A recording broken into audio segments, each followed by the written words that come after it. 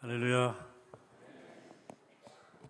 저는 교육전도사 시절에 학교 후배이면서 또 그 당시 교회학교 교사였던 아내를 만나서 4년 정도 연애하다가 사내 연애죠. 교회 연애.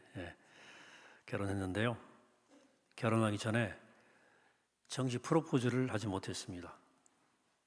그냥 결혼해야 되는가 생각해서 이심전심이니까 마음을 다한다 생각하고 결혼하지 이렇게 어떻게 어영부영 그렇게 결혼을 했습니다. 그 때문에 사람은 가끔 제가 눈총이 따가울 때가 있는데요. TV나 영화에서 프로포즈하는 장면이 나오더라고요. 그때는 제가 사실 눈치를 봅니다. 꼭 아내가 저를 째려보는 것 같아가지고 그럴 리 없겠습니다만은. 그래서 저는 드라마 같은 데서 이 프로포즈하는 장면, 남자가 다 무릎 꿇고 막 이렇게 막 꽃받치는 거 이렇게 하는 거 별로 감동이 안 돼요. 변명을 하자면 그 당시엔 그런 관습이 일반적이지 않았고요. 또 저는 지방에서 자라서 그런지 그런 거 별로 주위에서 본 적이 없었어요. 저로 나름 로맨틱한 사람인데 해야 한다는 분위기가 대세였다면 멋지게 했을 거예요. 이제 와서 할 수도 없고 뭐 그렇습니다만은 프로포즈하는 장면을 볼 때마다 제가 좀 의아하게 생각하는 것은 뻔히 서로 사랑하는 줄 알고 또 곧 결혼하리라는 것도 알면서도 새삼 남자가 여자 앞에 무릎을 꿇고 사랑한다고 결혼하자고 고백하는 이유는 뭘까? 왜 그러는 거죠? 왜 프로포즈 하는 거예요? 프로포즈를 통해서 내 사랑이 절대 가벼운 사랑이 아니라고 공개 고백하는 거죠. 이 사랑에 내가 진실로 임하겠다. 이 사랑에 앞으로 나의 최선을 다해 책임을 지겠다는 고백이죠. 그리고 이 고백으로 인해서 둘 사이의 관계는 좀 더 새로운 국면으로 전환되는 겁니다. 어떤 남녀가 서로 한 모임에서 같이 활동하다가 서로 좋아하는 마음이 생겼다 그럽시다.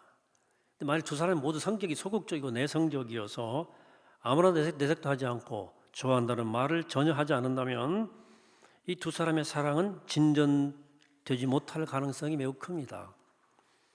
그래서 어떤 적극적인 남자가 끼어들어가지고 여자 이렇게 채갈 수도 있고요. 또 그 반대일 수도 있고요. 속으로 서로 좋아하는 두 사람 중에 하나가 용기를 내서 사실은 나 너 좋아해? 이렇게 고백을 한다면 두 사람의 사랑은 진전을 이루겠죠. 그렇죠? 이 고백이 두 사람의 관계에 새로운 국면을 갖다 줄 것입니다. 물론 한 사람이 짝사랑하는 것이라면 좀 문제는 다르겠지만 서로 마음이 있을 때 이렇게 하는 것은 고백을 하는 것은 그 전의 관계와 전혀 다른 관계가 시작이 되는 거예요. 이처럼 사랑의 고백은 고백하는 사람과 고백받는 사람 사이의 관계에 깊은 영향을 끼치고 또 변화를 가져옵니다. 사랑 고백을 받은 사람은 자기 인생에서 자기 존재 가치를 가장 감동적으로 확인받는 경험을 하는 것이고요. 사랑을 고백하는 사람도 나를 많이 내려놓고 사랑하는 상대를 향해서 앞으로 사람을 사겠다는 결단하는 인생에 몇 번 찾아오지 않는 순간순간을 경험하는 겁니다. 사랑을 고백하는 사람이나 고백받는 사람이나 사랑의 고백은 이렇게 아름답고 가치 있는 일이에요. 근데 꼭 사랑 고백뿐만이 아니고요. 죄 고백도 있고요. 거짓말의 고백, 거짓의 고백도 합니다. 사실은 내가 그때 너한테 거짓말했다. 이런 거죠. 고백이죠. 혹은 남몰래 숨겨놓았던 비밀을 털어놓는 순간들이 있죠. 정신과 의사한테 가면요. 치료받을 때는요. 이야기 다 해야 됩니다. 혹 상담받는 사람이 상담가 앞에서 자기 내밀한 비밀을 털어놓는 경우도 고백이죠. 어떤 종류의 고백이든 고백은 고백하는 사람, 또 듣는 사람 모두에게 영향을 끼칩니다. 또 일단 고백을 하고 나면 우린 더 이상 고백 이전의 상태로 돌아갈 수가 없어요. 만족하든 후회하든 어쨌든 우린 그 이전의 상태로 갈 수 없어요. 고백했기 때문에 그 사람에 대해서 반드시 이제는 미래로 나갈 수밖에 없습니다. 이 같은 고백의 특성이 우리 삶에 매우 중요한 영향을 끼치는 거죠. 고백은 여러분이 생각하는 것보다 훨씬 더 신비하고 놀라운 일을 우리 안에서 일으킵니다. 오늘 시편도 사랑 고백과 약간 결이 다르지만 고백이에요. 사실은 오늘 시편 91편 조금 특별한 형태의 시인데요. 그래서 오늘 시편을 이해하려면 먼저 그 당시 성전에서 했던 성전의 역할에 대해서 잘 이해할 필요가 있어요. 자, 성전은 우리가 아는 것처럼 제사를 드리는 장소죠. 특히 대명절, 유월절, 오순절, 또 초막절 이런 절기 때 축제 같은 제사가 드렸어요. 역사가 요세푸스에 따르면 이 세 절기 때 예루살렘에 60몇 명 이상이 모였다는 거예요. 예루살렘 가보신 분들은 알겠지만 지금도 도심이 그리 크지 않습니다. 게다가 고대 도시에 60만이 거기 모였다는 것은 어마어마한 축제, 제사가 벌어진 거예요. 이런 축제만이 아니라 일반인들이 날마다 지은 죄를 씻을 수 있도록 1년 내내 성전 제사가 연중무휴 진행됐어요. 성전은 쉬는 날이 없습니다. 그래서 이 일을 위해서 수많은 레위인과 제사장들이 촘촘하게 배치되었던 거예요. 그런데 이런 제사 역할이 성전의 역할에서 매우 중요한 역할인 것은 분명하지만 이런 제사 외에 우리가 잘 알지 못하는 성전의 역할이 또 하나 있었습니다. 자, 어떤 사람이 억울한 일로 인해 쫓겨다닙니다. 율법에 따르면 그 사람이 잘못을 저질렀으면 상대는 그 잘못의 경중에 따라서 그 사람을 죽일 수도 있어요. 눈에는 눈, 이에는 이의 방식이죠. 그런데 어떤 사람이 성경에 나와요. 도끼를 자다가 도끼질을 하고 나무를 막 하다가 도끼날이 쏙 빠져버리는 바람에 그 도끼날 어떤 사람이 칵 맞아가지고 죽었어요. 과실치사죠. 완전 실수 아니에요? 살인은 살인으로 갚아야 돼요. 이 사람 가만히 있으면 죽습니다. 고의가 아니잖아요. 좀 억울하죠? 그래서 고의가 아닌데 죽을 죄를 범한 사람들은 어디론가 도피해야 되지 않겠습니까? 억울하니까. 그래서 고대 도피성이라는 곳이 있어서 그곳으로 피한 거예요. 그런데 시대가 쭉 흘러가면서 이 도피성의 제도가 희미해지면서 이런 억울한 사람들이 성전으로 도망간 거예요. 성전이 도피성 역할을 한 거죠. 고의 아니게 실수 저지르는 사람들이 합법적으로 피할 수 있는 피난처 역할을 성전이 한 거예요. 마치 도피성처럼 억울하게 쫓겨서 다급하게 도망쳐온 사람들을 성전이 보호해 주었던 것입니다. 이것이 악용될 소지가 또 있었습니다. 지가 화가 나 죽여놓고도 실수다라고 말할 수 있잖아요. 그런 사람들이 보복을 당할까 봐 성전으로 도망쳐오는 경우도 있었어요. 그래서 목숨을 구하려고 억울한 척 거짓말을 하면 반드시 심사와 검증을 하게 되어 있습니다. 정교한 검사예요. 그래서 만약 억울한 일을 당한 게 아니라 실제 잘못을 저질렀다. 그래서 목숨을 구하려고 억울한 척 거짓말했다. 꼭 밝혀지는 순간 성전법에 따라서 직결 처형돼요.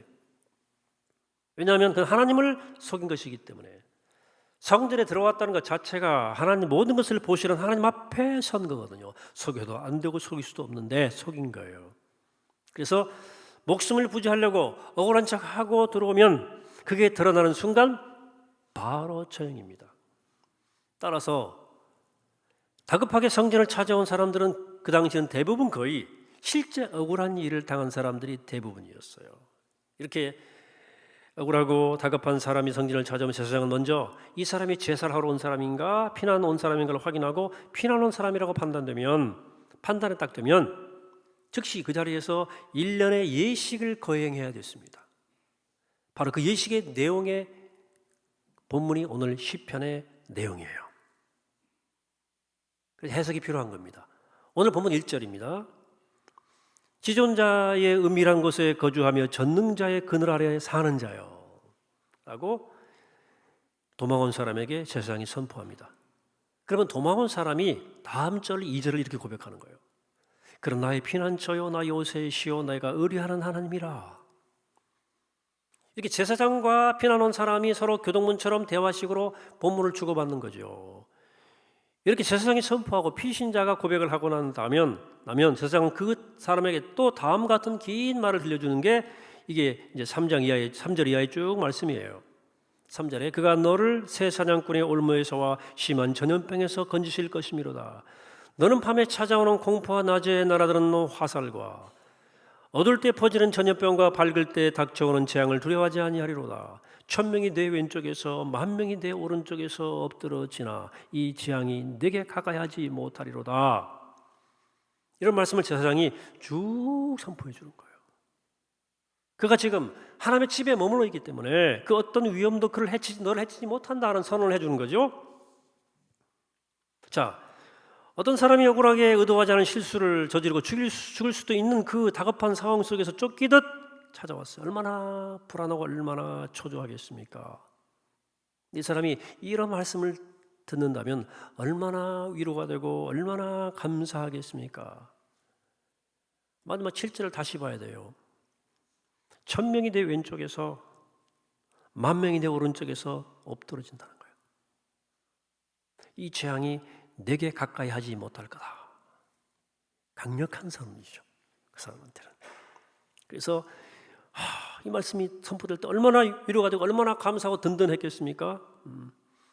성전의 역할이 단지 제사만 집행하는 것이 아니라 오해를 받고 억울한 일을 당하는 사람들, 그래 위험을 빠진 사람들을 보호해주고 생명을 지켜주는 역할을 했다는 것, 새롭지 않습니까? 감사하지 않습니까? 오늘 제가 그런데 본문 말씀에 주목하고 싶은 부분은 그거죠. 다급하게 성전에 쫓겨온 사람이 제사장 앞에서 한 고백의 대목이에요. 고백. 자, 1절은 제사장이 선포했다고 그랬죠. 2절은 쫓겨온 사람의 고백이고요. 3절, 7절까지는 다시 제사장이 하는 말입니다. 다시 언급하지만 그러니까 제사장이 첫 문장을 딱 선포하면 피신 온 사람은 이렇게 고백해야 되는 거예요. 2절에서 같이 읽죠. 시작. 그는 나의 피난처요 나이오서요 내가 의뢰하는 하나님이라. 이 고백을 시켰어요. 왜 제사장은 억울한 일로 피신해온 사람에게 이 고백을 시켰을까요? 중요한 물음이에요. 왜 이 고백이 이 사람에게 그토록 중요합니까? 이 고백은 성전에 찾아온 사람의 유일한 의무예요. 이 한마디는 꼭 해야 돼요. 이 짧은 한마디, 하나님은 나의 피난처요 나이오서요 내가 의지할 뿐입니다 라는 이 고백만 합니다. 나머지는 다 제사장이 해요. 왜 이 고백을 하게 했을까? 이 고백이 왜 이 사람에게 중요했을까 하는 거예요. 이 고백은 하나님께 드린 영적 고백이라 할 수 있어요. 그런 점에서 일반적인 사랑 고백과 조금 다르고 죄나 거짓이나 비밀의 고백과도 조금 결이 달라요. 하지만 고백의 기능과 역할이라는 점에서 거의 같습니다. 똑같은 일이 고백과 같은 똑같은 일이 일어나요. 앞에 말씀드린 것처럼 고백은 고백하는 사람과 고백받는 사람에게 영향을 끼쳐요. 둘 사이의 사랑과 신뢰의 싹이 트고 새로운 관계가 시작이 돼요. 진심으로 고백한 사람은 고백한 이상 더 이상 과거로 돌아갈 수 없고 이제는 둘이 미래로 나가야 돼요. 여러분, 이런 일이 우리가 하나님 앞에 진실된 고백을 할 때 일어난다 하는 거죠. 자, 우리가 하나님께 고백할 때 어떤 일이 일어나는지 한번 차근차근 살핍니다. 먼저 하나님께 고백하는 사람은 무엇보다 자기 자신의 변화를 경험해요. 우리가 언제 하나님 앞에 고백을 합니까? 하나님께 언제 고백해요? 기도할 때 기도가 고백입니다. 하나님, 이런 일이 있고요. 제가 지난주간 이런 일이 있었습니다. 기도할 때 고백이에요. 이것을 원합니다. 고백이에요. 사실은 우리의 예배 전체가 컨페션 고백이에요. 이 고백입니다. 하나님께. 여러분, 찬양은 어떻습니까? 찬양이 말로 고백이에요. 그러니까 우리가 신앙생활을 하면서 실천하는 모든 신앙의 행위들은 영적 고백이에요. 하나님께 고백을 드리는 거예요. 우리는 이 고백의 기회를 수없이 많이 가지고 있어요. 근데 이 고백이 왜 우리의 삶에 어떤 영향을 못 끼칠까요? 너무 형식적이기 때문에 그렇습니다. 진심이 담기지 않은 거예요. 립 서비스인 거죠. 아까 사랑 고백 얘기 제가 했죠. 어떤 남자가 여성한테 여자에게 가서 입에 발린 말로 건들거리며 사랑 고백을 해요. 너 그거 알아? 나 사랑해. 이러면 말이야, 어떤 일이 벌어집니까? 아무 일도 안 일어나요. 성경 좀 고약한 사람 만나면 딱이 맞아요. 정확한 비율줄은 모르겠습니다만 진심이 아닌 고백은 아무런 일도 일으키지 않습니다. 우리 예배, 우리의 찬양, 우리의 기도 역시 이 진짜 고백이 되지 않으면 아무 일도 일어나지 않습니다. 그냥 지나가는 거예요. 그냥 시간 때운 거예요. 그러나 우리가 진정 우리 하나님께 앞에 고백하면 어떤 일이 일어나느냐? 먼저 우리 자신 안에 변화가 일어나요. 여러분, 사실 고백하는 것은 고백하는 사람에게 가장 큰 영향을 먼저 끼칩니다. 고백의 역할은 고백을 들어주는 사람이라는 것이 아니에요. 고백하는 사람을 자유케 하는 데 있습니다.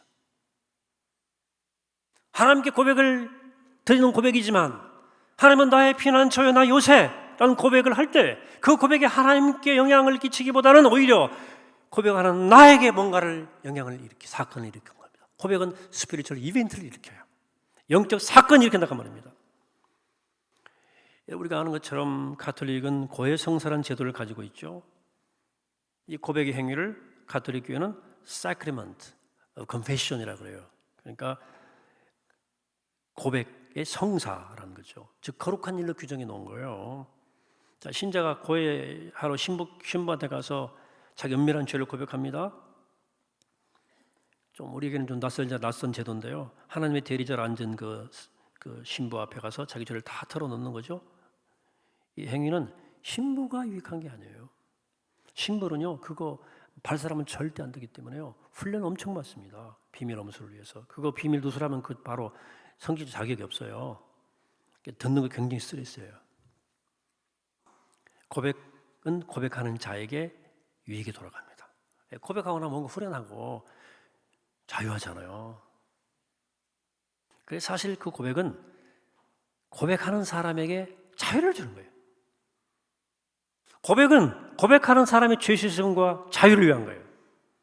그러면 우리의 고백은 하나님께 상을 내기 이전에 이미 우리를 자유케 하는 영적 선물이 되는 거예요. 두 번째로 하나님께 고백하는 사람은 하나님과 새로운 관계로 들어가는 거예요.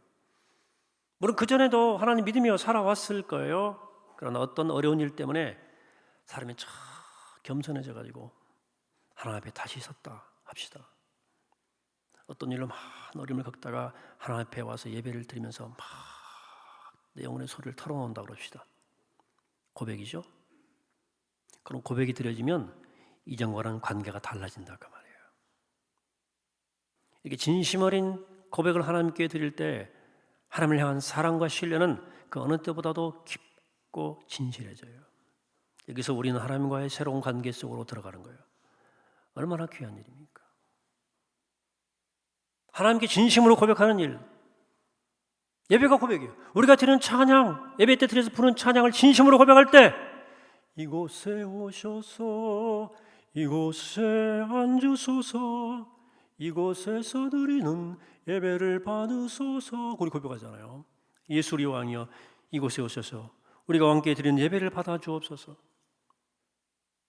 이런 고백, 진심으로 고백을 할 때 부를 때 우리와 하나님 관계가 새로워지는 거예요. 세 번째로 하나님께 진정으로 고백하는 사람은 과거로 돌아갈 수 없어요. 가령 성전으로 억울한 일을 당해 피신해 온 사람이 성전 밖으로 나갈 수 있습니까? 하나님 밖으로 못 나갑니다. 나가면 죽음이 기다리고 있어요. 나가면 죽어요. 자, 하나님 없는 삶, 그것이 바로 이 사람이 성전 밖에 살던 것과 삶과 똑같은 것을 말하고 있는 거예요. 그런데 이제 하나님을 믿고 살기로 작정하고 성전 안으로 하나님 안으로 들어왔어요. 내 인생이 얼음에 쫓기다가 이제 하나님 안으로 들어왔어요. 그러나 들어와서 변화되지 않고 다시 과거의 삶으로 돌아가? 그때는 죽어요. 진심으로 고백하고 하나님 안으로 들어왔다면 이제는 과거의 삶으로 못 돌아갑니다. 고백했잖아요. 하나님의 나의 피난처여 나 요셋이라고. 고백한 이상 하나님과 더불어 살아가는 새로운 삶이 있을 뿐입니다. 이것이 하나님 안에서 하나님 앞에서 진정으로 고백한 사람들에게 일어나는 영적 현상이에요. 자, 억울한 일을 피해서 성전으로 도망쳐온 사람에게 하나님 앞에 고백을 하게 하는 의식을 하게 하는 것은 왜 그런 의식을 시키느냐 하는 거죠. 그가 가진 죄와 불안의 속박으로부터 자유케 하기 위함입니다. 하나님과 새로운 관계를 시작하게 하기 위함입니다. 더 이상 과거로 돌아가지 않게 하기 위함입니다. 그러므로 이 고백을 통해 그는 큰 위안과 자유를 얻었을 뿐만 아니라 끊임없이 흔들리던 삶으로부터 더 이상 흔들리지 않는 그런적 뿌리에 연결되는 거예요. 이것이 하나님께 드리는 영적 고백의 거룩한 기능이다. 사랑하는 여러분, 여러분들이 예배 자리에서, 찬양의 자리에서, 기도의 자리에서 진실했으면 좋겠어요. 진실한 고백을 드렸으면 좋겠습니다. 이 억울한 사람이, 쫓겨온 이 사람이 제사장 앞에서 고백할 때 얼마나 절박했겠습니까? 그 절박한 마음으로 하나님께 고백하셨으면 좋겠습니다. 우린 지금 고백이 사라진 시대를 살고 있습니다. 고백하지 않아요, 진실되게. 몇몇 예식 속에 손들고 선사하는 형식만 남았긴 하지만 대부분 별 효력이 없는 것 같아 보입니다. 왜? 너무 고백이 형식적입니다. 립서비스예요. 다음 주 임직하는 두 분, 또 우리 그분을 받는 교인들 절대 립서비스 하지 마세요. 그 고백은 아무 힘이 없습니다. 여러분, 고백은 능력 있는 겁니다. 제대로 하면. 여러분들, 우리가 신앙인으로서 고백을 절대로 가볍게 여기면 안 돼요. 왜? 우리의 모든 예배와 기도와 찬양이 하나님께 드리는 고백입니다. 함부로 고백하지 마세요. 제대로 고백하세요. 여러분, 고백을 가볍게 여기고 불성실하게 여기면 인생이 가벼워져요. 인생이 불성실해져요. 우리가 드리는 예배가 고백으로 가득 차 있게 되기를 축복합니다. 하나님의 고백으로 가득 차 있잖아요. 우리가 드리는 하나님 앞에서의 기도와 찬송 모든 고백이 진실되기를 바랍니다. 그래, 고백을 통해서 우리의 삶이 바뀌고 하나님과 관계가 새로워지고 과거로 돌아가는 것이 아니라 미래로 나아가는 삶이 되기를 축복합니다. 여러분, 우리가 어쩌면 성전 밖에서 고군분투하며 살아가는 사람들일지 몰라요. 때때로 억울하고요, 때때로 불안하고 괴로운 일에 쫓겨 사시지 않습니까? 그 주일날 이렇게 올 때는 쫓기던 삶에서 피난처로 더러운 심정을 가지고 오는 거예요. 왜 우리가 주일날 하나님 계신 성전으로 뛰어야 되는지 아시겠습니까? 뛰어야죠. 뛰어야죠. 그렇다면 우리 피난처인 이곳에서 달려왔다면 꼭 해야 할 한 가지, 단 한 가지 일이 있습니다. 단 한 가지 일, 그것은 우리 주님께 진실되게 고백하는 거예요. 주님은 나의 피난처요, 나 요새요, 내가 의지할 하나님이십니다. 이 고백이 우리를 붙들어주고 우리를 살리고 우리를 하여금 다시 일어나게 하는 놀라운 힘이 될 줄로 믿습니다. 우리 한번 다 함께 이제 마음을 다해서 나와 있죠. 한 목소리로 함께 주님께 고백합시다. 시작. 주님은 나의 피난처요, 나의 요새요, 내가 의지할 하나님이십니다. 주님 사랑합니다. 이 고백이 우리 모두의 영혼을 새롭게 하고 우리의 삶을 날마다 새롭게 하는 놀라운 고백 되시기를 이 아침에 주 이름으로 간절히 축원합니다. 아시겠습니다. 하나님, 오늘 저희들 주님 앞에 나왔습니다. 고군분투하며 살다가 쫓기려 살다가 피난처인 주님 품에 나와 주님께 고백합니다. 주님은 나의 피난처요, 나의 요새요, 내가 의지할 하나님이십니다. 주님 사랑합니다. 이 고백을 통해서, 이 진실한 고백이 우리 예배를 통해서, 우리의 기도와 찬양을 통해서 주께 올려져 놀라운 능력을 얻는 새 삶을 이끌어가는 고백 되게 하여 주옵소서.